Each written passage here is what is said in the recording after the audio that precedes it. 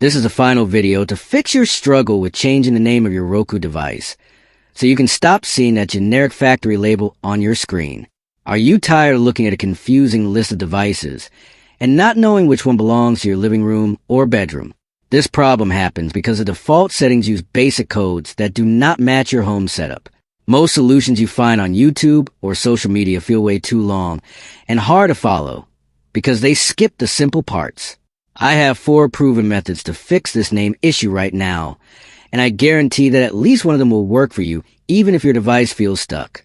You should pause this video now to try these secret methods one by one, or take screenshots of your screen to remember what to do next. I will not reveal the actual steps or settings here, but I know these tricks work every time for our community at Rexist. We make sure these fixes stay simple so you can organize your home theater without any stress. Please leave a comment below if you want to make a full step-by-step tutorial showing you exactly how to finish this process.